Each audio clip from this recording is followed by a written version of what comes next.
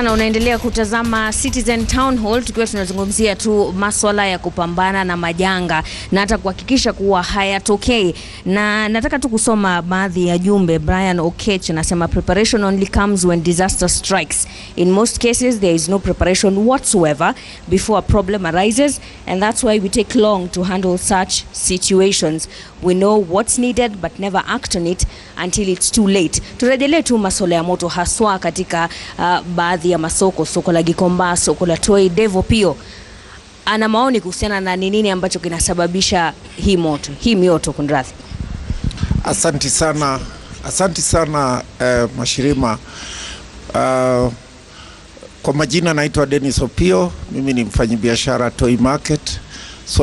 Swali yangu ya kwanza ni kwamba at what time, and this goes straight to Ann Mwenda, at what time do you communicate your investigations regarding the outcome or regarding what happens, like for example the fires in Gikomba, the fires in Toi Market? This will help bring confidence that the county government is doing something to put this to an end.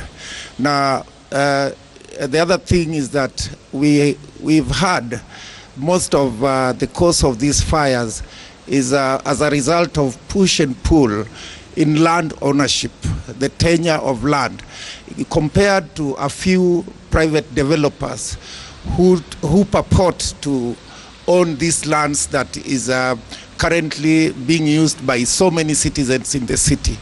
What is your Ministry of Land doing to bring down this push and pull so that the issue of land is permanently sorted, so that there's nobody maliciously trying to engage or coming into these lands? Toi Market and Gikomba is one of the biggest markets. We don't need to have fire because a few individuals are trying to do that. Thank you so much. Briefly, please. They're asking where are the reports from the fires that have happened previously, and there were those who also wondered. You say that the buildings that have X's on them are still being investigated. There's still discussion. Some say they're still not convinced with that answer. I can give you a chance to respond now. Okay, let me start with the issue of the buildings. What I would say is that we have so many court cases, and as a county, we respect the rule of law. So as you are aware that court cases cannot be determined in a day. We need to give them time to finish their court cases. We also need to work with NEMA and National Construction Authority. So once we are done, we are able to take action. But the most important thing is that we have to abide to the rules and regulations as a county. We cannot just wake up one morning and demolish a building. We need to factor... Although we have seen that happening, led by your county governor. No, most of those buildings have pending cases in courts. Okay. Some of which we have won the cases against them. So the one we saw in the CBD recently, does that fall under that category? Yes, that have been. We've had court cases for a very long time with them. So to some extent, when you win once and twice and you go back and challenge again in a court of law, then something has to be done. Okay. Yes. Your response to the other question, the reports on the fires that have happened. Yes. And the way forward for those who are affected. Now, as I said earlier, disaster management is a new sector. And what I can say is that we have our investigation teams that take up the matter. Like Malik, we've already started the investigations. I want to assure you that those reports are available, especially the last one for Toi and Gikomba. We have the reports in our offices. It's only that we give those investigations on a need-to-know basis. Why? We cannot. What I can say is that if it's a Toi Market, we investigate and know where the problem was, then we are able to put mitigation measures. Okay, but the residents don't know what happened for them to prepare better, wouldn't? What I can say, like the recent Toi Market and Gikomba Market, we have an association, we have a committee that came to Nairobi County. We had a very fruitful meeting with them, and we agreed on the way forward. So maybe if he's not aware, the committee for Toi Market, we have a committee for Korogosho, we have a committee for Gikomba Market that we sit down with, and we agreed we're going to do these meetings every quarter for us to know where we are and where we're going. The issue of but land somehow cases... it seems that information is not getting to the people, and maybe that's something that your team needs to work on. But Senator, let me bring you in on this. When you look at the laws and how they stipulate exactly what should happen, what gaps are you seeing now that those laws, and you can correct me if I'm wrong, which have just passed through, I believe, the Senate stage, will correct? What do those laws seek to correct that could make a difference in the discussion we're having today? Yeah, first and foremost, Wahiga, even before we come to the laws, because you see, the law is about what ought to be, but there is what you call what is, what is on the ground. And the first thing that is a problem is that if you look at our planning systems, it's a rigged system. You have a system that encourages people to actually flout on those regulations so that somebody somewhere can benefit from kickbacks, you see? So how do you have a planning system that is not compliable? You cannot comply to that. So by the end of the day, you will have to see somebody at City Hall or any other county government so that they can make some approvals. And if you look at the use of the land, the use of the various, maps in terms of access, people are encroaching on even those roads so that you cannot even have these fire extinguishers or, people who want to come and do evacuation even have access. But number two, the reason why you do not see, buildings coming down, because it's a political issue. It's a political issue because people start saying, oh, this is our investors, I don't know what, and what have you. We actually saw selective application of the law in Nairobi, for example. Why did we have to do away with Taj Mahal, and yet we left other buildings also standing? You see, we had a directive that said, now we are stopping. The Nairobi Regeneration Team is no longer going to be demolishing. So what was the parameter? Of course, if you go have you asked those questions in Senate? Because yes, of course. You have a louder voice than anyone here. Yes, we have, because if you look at the Taj Mahal place, now they are constructing a road. So you can see clearly that was an encroachment. But now coming to the issues around buildings. Why are buildings collapsing? Because they were not properly approved. You see, somebody used some shortcuts. Now it has become an investment. And I think, let us be honest with each other. The issue of corruption is also what is making us to be unprepared when it comes to disaster risk reduction. Because the moment, you cannot just be prepared because it's a disaster, Wahiga. You start being prepared by the way you plan. Long before the disaster takes place. Has happened, yeah. But when you now compromise on standards, you do not plan properly, you do not have, standard buildings that can withstand the test of, natural attrition and calamities, then they are going to cause calamities, and they have casualties. There are so many Kenyans who have lost their lives, primarily because there was a rogue contractor who circumvented the rules. Okay, I'll be coming to you to get solutions, Ayaz, and pass to you as well. But let's get another question now from Ashrima. Wahiga, nataka kumpatia nafasi sasa Ismail Abdi aweze kuuliza swali kwa wale ambao wanasaidia wakati ambapo majanga yanapotokea. Okay, thank you Mashirima Kapombe. I'm Ismail Abdi, the president of Mount Kenya University School of Law. And my question goes to Manji, the director of Red Cross. And my question is there enough civic education given or carried out by the management, by the disaster management agencies? Because we have seen that whenever we have a disaster in this country, Kenyans are running towards the place that we have a disaster. And the recent one is the Malik building here, whereby Kenyans, we were seeing a lot of crowded people there, to an extent that even the people who are coming to, even the fire engines didn't get an access. What is the civic education that we are giving to the Kenyans? Is there enough information out there? Ayaz, go ahead. I think it can be better, to be honest with you. Is a credible question to ask. Let's go a little bit back, because I've been hearing the discussions from the colleagues, and links in very well with this question. I think we need to be real about disasters in this country. We are not going to escape disaster. There's no country in the world that escapes disaster. It's a matter of how everyone takes responsibility for disaster at their own level. When someone is building on a fire hydrant, someone needs to understand it is not the other Kenyans he's restricting, but his own self as well. So there's a responsibility at personal level. There's a responsibility at a government level. There's also a responsibility at Kenya Red Cross level, okay?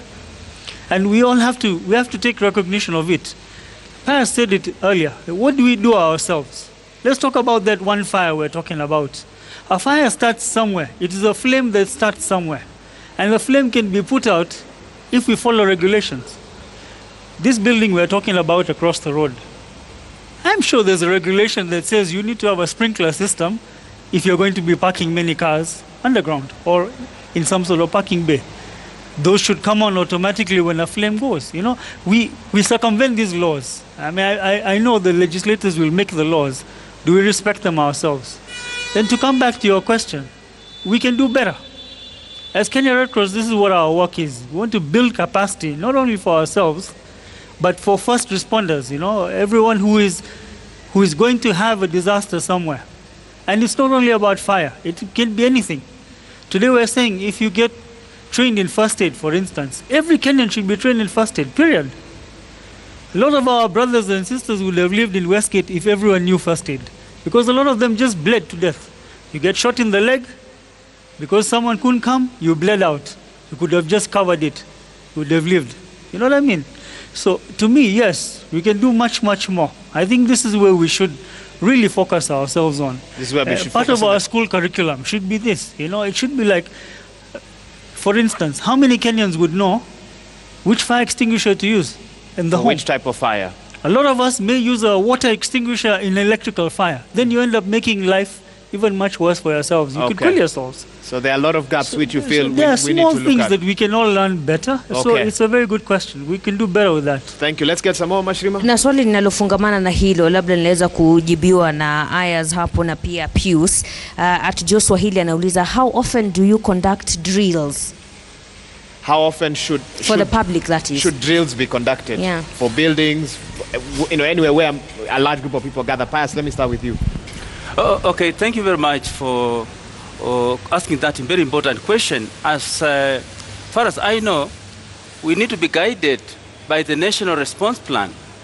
The 2014 National Response Plan gives guidelines through the plans and standard operating procedures. Is a national document, which is a working document. It gives guidelines to everyone in this country, and it gives a proper guideline how to plan disasters in terms of from prevention, mitigation, preparedness, response, recovery. And in terms of drills, chapter 5, it states that it's a responsibility of every county to ensure that they conduct drills. And it gives guidelines how drills need to be conducted. Why to be conducted? So that at the event of a real incident, whether a fire incident or an emergency, you will be able to evacuate safely to a safer place without injuring yourself and assisting others. Does it So state how often it should happen? should be done as you want. You can do it daily, you can do it weekly, you can do it monthly, but it's expensive. It requires some funds. So you can do it twice a year, once a year, but it's important to have it done, especially to test the plan. Because why are you doing that drill? You are doing the drill to test the plans that you have. You are testing certain objectives. You don't just conduct a drill. And I want to visit some questions that were asked earlier on about Huruma. I happen to be part of the multi-agency stakeholders after the incident, and also I was the incident commander in Huruma. After that incident, there was an inspection of buildings. Some buildings were identified as dangerous buildings, which later on were knocked down, many of them, and I know. But some people went to court even after that. But now the question is, are those court cases over? In terms of compensation, as Honorable said earlier on, we don't have a legislation that gives us what person should be compensated in case of a disaster. But now when the legislation will be out, it will assist this country for people to be compensated because of a disaster. Okay. Yes. Tell me this briefly. Do you get the feeling that our political class is serious about pushing through that legislation from your time on that seat? I'm happy that Honorable Maura is here and I've been with him in this forum. Yes. They are trying, but they need to push further to ensure that they have legislation, a national legislation, so that the counties' legislation that have already passed it, they should align it with the national legislation. Okay. Yes. They say trying is never enough. Don't try, do. They need to work harder. They need to work harder. Yes. And also in terms of fire, there are a lot of investigation conducted in every fire done. But it's important that for publics need to give information, because when fire happens, there are normally various investigations conducted by the police, by the fire experts, okay, by National Buildings Inspectorate, and other relevant authorities. But what matters is the information given as evidence. If they conduct investigation and people don't give evidence, how will you find out what happened? So it's important that when something happens, speak out. Don't shy to give out information. Okay, okay. Yes. Speak out. Mashirima. Waihiga, nadhani swali hili sasa ni la Mheshimiwa Mwaura. Yeah, I'm Ogodo Saxton from the Cooperative University of Kenya. And my question is, why do our Kenyan politicians take advantage during the disaster? When they occur, they show their human face. And after all those, they go and be silent, and without putting in place the following: mitigation and prevention and preparedness.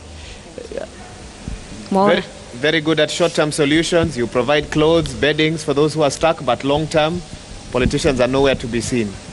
Why? Yeah, I think it is true. You know, as a leader, you have to respond to the need, and people expect that you do so, so that you can be able to help at least the immediate, challenges that people who heretofore were not facing. You have to remove them from that situation. For example, if they need bedding, they need some little, house, items to cook and all of that, even food, and that is okay. I have a problem, even personally, when you want to milk political capital out of it, because then that is trying to gain mileage on the sufferings of others. And I think it is very despicable. This is a culture that has developed over time. It has become fashionable, so much so that there is almost some peer pressure amongst us politicians that if you don't do it, then you're not being, you're not connecting with the masses. And those kind of short-term, behaviors do not lead to long-term kind of thinking. Because when you do that, tomorrow you do another one, you forget those ones, and you have people complaining that they were just, important only when that matter was in the limelight. However, it is not true to say that we've not been making efforts with regard to legislation. I would want to single out two legislations: the Disaster Management Bill, which Senate has since passed. We debated it robustly, and Hansard is there for the record. There is also the National Physical Planning Act. It is a constitutional bill where we have provided a very clear framework of representation of various stakeholders in the physical planning, including those who are in situations of risk and humanitarian emergencies are most vulnerable. For example, persons with disabilities and other groupings of people, including children. But then we have a challenge around the bicameral nature of our workings in Parliament. Because sometimes you find some of these legislations, they were able to be passed in the 11th Parliament, but they lapsed because they couldn't go through the other house. Mm-hmm. So that is something I must confess that we need to work on, so that then we can fast-track these bills and they can become in law. So it's not that there's no political interest in passing these laws? Because that's the feeling of some commentators. No, there is political interest, but the political contestation that arises thereof among the two houses, between the two houses, is what sometimes causes this difference. For example, we passed the Disaster Management Bill a long time ago. I just went through it again today in the Senate journals, but it has not yet gotten response from the National Assembly. No response from the National Assembly? Not yet. And that could cost lives in the long term? Certainly, yes. Okay, Mashirima. Na Mwahiga, nataka kumpatia sasa Ombati aweze kuuliza swali lake. Kwa majina naitwa Ombati David. Mimi swali yangu inaenda kwa Mwendwa. Mwenda. Kama Toi Market tuko na shida. For example, kama umene na mwagwa saa 8 ya usiku, utaona city council wako hapo. Na ile siku wanasanya pesa. Lakini ukiingia soko ya Toi, hakuna entrance, hata moto ikitokea pale katikati, hakuna vile gari itaingia. Na ama city council wanakuanga tu hapo. Sasa ndio tunauliza swali, kazi yao ni kuja kuchukua tu pesa ya hiyo omena na ile siku tunatoa pesa, ama ni kutufungulia hata njia, ndio moto ikitokea pale katikati ndio unapata hata gari inaingia direct paka ndani. Wahiga, kabla hilo swali lijibiwe, kuna ombi hapa kuwa swali likiulizwa kwa Kiswahili tafadhali lijibiwe kwa Kiswahili, manake wengi ambao kwa hapa wanataka kuelewa kile kinachoendelea. Kazi kwako. Asanti. Ile ningependa kusema ni kwamba kama soko la Toi, juzi tulikuwa na mkasa wa moto pale na tukakuwa na baadhi ya kamati kutoka Toi. Tukakuwa na mkutano na wao na tuka agree that lazima tukijenga, kwa sababu His Excellency the Governor alipatiana pesa mujengewe tena, alipatiana taslimu ya milioni 5 watu watoe wajengewe soko. Hiyo pesa tulipopatiana tukakaa chini na tukakubaliana kwamba mkijenga tena soko, mambo ya barabara lazima itiliwe maanani. Hiyo hakuna kunegotiate mambo ya barabara. We said that umefuatilia. Tumefuatilia, tuko na kamati. You know what you are doing what you are doing is that we are working with the committees to make our work easier. Na sisi pia kuweza kupenya ndani na kujua shida hizi moto za soko ni nini. Hilo swali linakuja kila wakati. Kwa nini Toi inachomeka? Kwa nini Gikomba? Kwa sababu kuna interferences mingi sana, political interferences. Kuna watu wanataka kunyakua zile mashamba illegally. So iko mambo mingi sana. So tukaamua tupate wenye kamati ya hizo masoko tuweze kufanya kazi nao kwa pamoja. Okay. Yeah. Lakini swali ni, if a fire breaks out in Toi today, yes, God forbid, because the traders are here, will we see the same situation as last? Is there any improvement? No, we should not see the same situation because what guarantee can you give? What we are doing is, as a sector, we are doing what you call public awareness training for these markets. But they are saying the roads are still the same. That gentleman there says the road is still the same today. Okay, sasa hiyo ni jukumu yetu kwenda pale na kuhakikisha, kwa sababu tulikubaliana soko ikijengwa watenge nafasi ya barabara. Okay. Ya kwanza. Tukiweza kwenda kama Kenyatta Market. As we speak now, tuko na CCTV cameras tunaweka Kenyatta Market pale. Tuko na water hydrants tunaweka Kenyatta Market, being the pilot project yetu kama disaster management. Kuhakikisha kwamba moto ikitokea tutaweza kujua hiyo moto, is it a criminal act? Is it natural? Or is it somebody, kama vile watu wanasema watu wanataka kunyakua ardhi, nani ameanzisha ile moto? So for us to get that evidence, we need to know what is happening. That's why you are putting up CCTV cameras in all the markets, in Nairobi, Kilindini, Mwariro, Kenyatta Market. So will you investigate his claims? Yes, I will. I'll take it up personally, and we're going to, we'll get back to you. Okay. Yeah. Mashirima. Na swali lifuatalo ni nyeti kwa wale ambao wanahusika katika kujaribu kuwasaidia wale ambao wameathirika. Anza na jina lako na swali lako. Okay. My name is Farida Tinjiwe, a student from Multimedia University, and I'll address my question to Madam Mwenda, that the government has set aside the disaster management unit where funds are allocated to take care of the crisis. But instead, you find in cases like in drought, floods, or even the fire outbreaks, there are pay bill numbers all over, where as citizens, we are meant to send contributions, where we don't even have the assurance that the funds that we're sending, they are secure, that they are going to reach to those people. So my question is that where do the funds go, which are allocated to those, to the unit? I'm sorry. My question is that where do the funds go to? Yeah. Okay. Well, thank you for that, Farida, for asking that question. And I think it's a wider question than just Nairobi County. Pius, in your time there, money was collected. Where does the money go to? And is there a proper accountability system? And I want to get that from you as well. Sure. Thank you very much. That's a very important concern. As I said earlier on, without legislation framework, we have nowhere to go. Because it guides certain things like how compensation need to be done, how money should be raised. But as it is now, I know best practice has been used. You realize that when disasters happen, like when I was in Uruma, in Langata Kijiji, we had a PayPal number, which were given by the Kijiji people, and money was raised for that incident. And through the system of the incident management, the person managing the finances, they are able to offload that money and assist the people who are involved. If somebody today, sorry for interrupting, yes. If somebody today wanted to confirm how much was collected then, where are those records? How can they access them? Now, it goes back to the system. Who was collecting that money, how it was used. Because it's a matter of accountability, because there's no government provision in terms of pay bill or any provision about account that money should be sent to this number. That's why I'm telling you that there is no legal framework, and that's why people use best practices. So it's important for you, if you are there within the system, you ensure that whatever money is collected is used to the intended purpose. Okay. Aya's Red Cross faced a bit of flack. Was it late last year? Yes.